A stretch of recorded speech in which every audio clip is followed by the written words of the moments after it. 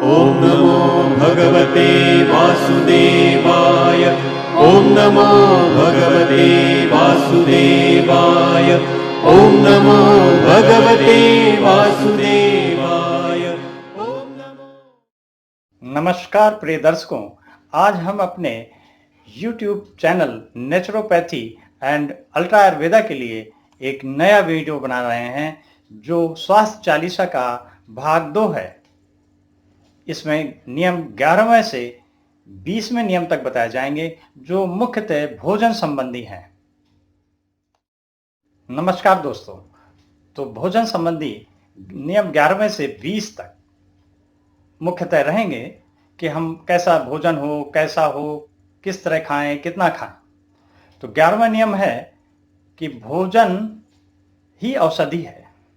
भोजन कैसे औषधि है कि जैसे औषधि जिस प्रकार एक निश्चित मात्रा में निश्चित समय में ली जाती है, उसी प्रकार हमारे भोजन को भी औषधि ही माना गया है हमारे प्राकृतिक चिकित्सा सिद्धांत में और आयुर्वेदिक सिद्धांत में।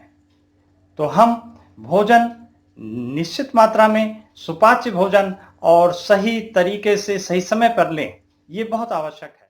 हमारा नियम है कि भोजन करूं कि ना करूं, तो आप निर्णय करें कि भोजन तभी करें जब आपको वास्तविक भूख लगे। वास्तविक भूख क्या होती है? जब आप बिना खाए न रह सकें।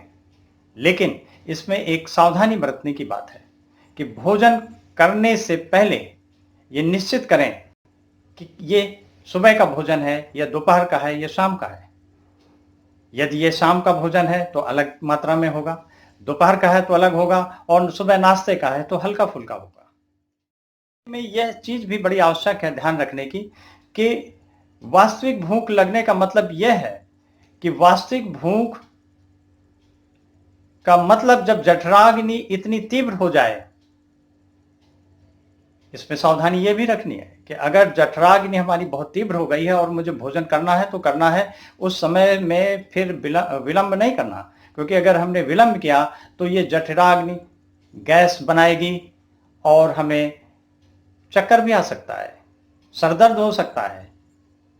और उन व्याधियों से बचने के लिए फिर हमें यह ध्यान रखना होगा कि जब वास्तविक भूख लग जाए तो उस समय फिर हमें विलंब नहीं करना है।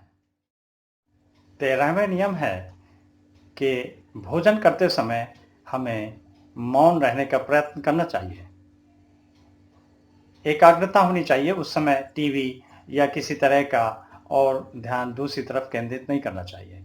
और हो सके तो हमें जमीन पर, फर्श पर, पीढ़े के ऊपर पालथी मारकर बैठना चाहिए। 14वां नियम है कि हमारे भोजन में सलाद, हरी पत्तियों की सलाद और मौसम के अनुसार फल जरूर हमें लेने चाहिए। सलाद और फलों में एक चीज का ध्यान रखने की अति आवश्यकता है कि पेस्टिसाइड्स के साथ यूज करते हैं। इसलिए हम कोई भी हरी पत्ती की सलाद या सलाद में चाहे खीरे का सलाद हो या ककड़ी है या फल है, उसको गुनगुने पानी में 2-3 घंटे अवश्य ही भिगो कर रखें और थोड़ा सा उसमें नमक जरूर डाल दें, नॉर्मल नमक, सफ़ेद नमक, जिससे 2-3 घंटे में पेस्टिसाइड्स का असर लगभग ना के बराबर हो जाए। अगर हम ऐसा नहीं करते हैं तो उसमें एक बड़ी दिक्कत हो सकती है कि पेस्टिसाइड्स के प्रभाव से हमारे पेट में गड़बड़ी उत्पन्न हो सकती है, दस्त लग सकते हैं और धीरे धीरे अगर यही तत्व हमारे पेट के अंदर जमा होते रहते हैं तो उससे कैंसर आदि का भी खतरा रहता है।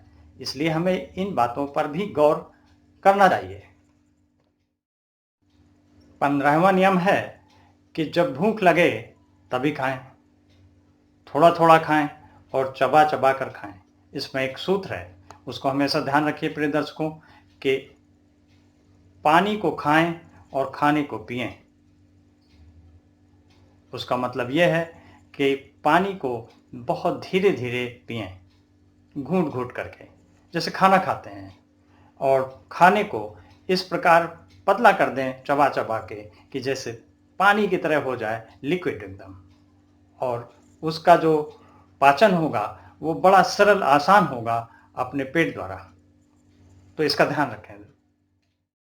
16वां नियम यह है कि इसमें जो आटा हो वो हाथ चक्की का हो तो बहुत अच्छा है, लेकिन आजकल ये संभव नहीं है।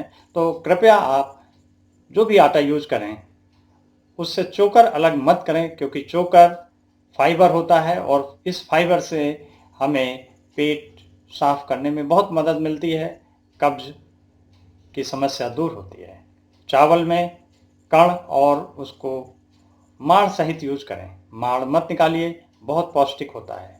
और सब्जियों को छिलके सहित यूज करें, प्रयोग करेंगे तो बहुत लाभदायक होता है, क्योंकि पोषक तत्व ज़्यादा से ज़्यादा छिलकों में होते हैं। कोशिश करें और मौसम के अनुसार फलों का भी प्रयोग करते रहें।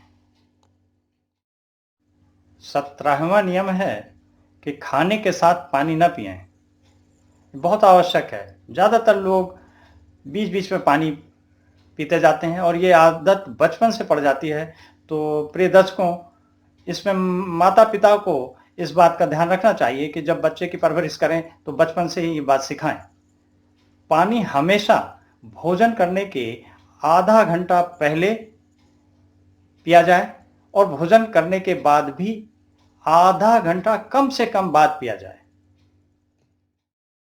18वां नियम है कि भोजन में मिर्च, मसाला, खट्टी चीजें, तली हुई चिकनी चीजों का प्रयोग ना करें। तेल सबसे घातक होता है और अगर तेल का प्रयोग केवल कड़वा तेल करें, शुद्ध हो, रिफाइंड नहीं। और आजकल बड़ा ऑर्गेनिक जो लकड़ी का कोल्हू होता है उससे निकाला हुआ तेल भी उपलब्ध है। हालांकि वो महंगा होता है, पर यह बात वही हो जाएगी कि महंगा होगा लेकिन कम प्रयोग होगा और उससे आपकी वही बचत पड़ जाएगी, लेकिन शरीर के लिए बहुत लाभदायक होगा कि लकड़ी के कोल्हू का निकाला हुआ, जिसमें टेम्परेचर भी 30-35 डिग्री नॉर्मल टेम्परेचर रहता है, जिस टेम्परेचर पर वह ऑयल निकाला जाता है। तो कड़वे तेल का प्रयोग करें। वो महंगा होगा लेकिन आपके स्वास्थ्य को बहुत लाभदायी होगा। साथ में वही रेट पड़ेगा। अगर नॉर्मल 100-150 रुपए वाला तेल आपको 1 किलो प्रयोग होता है तो वह आधा किलो ही प्रयोग। 19वां नियम है कि हम जो भी दालों का प्रयोग करते हैं, चाहे अरहर की दाल है, जिसे कहीं कहीं तुअर की दाल भी कहते हैं, चाहे चने की दाल है या मसूर की दाल है या मटर की दाल है या मूंग की दाल है या उड़द की दाल है, दालें बदल बदल के छिलके सहित प्रयोग करें, क्योंकि छिलकों में बहुत ज़्यादा पोषक तत्व होते हैं, सूक्ष्म तत्व होते हैं, जैसे मैग्नीज, मैग्नीशियम, जिंक, सेलेनियम आदि। और उड़द की दाल का कभी कभी प्रयोग करें, क्योंकि ये बादी होती है।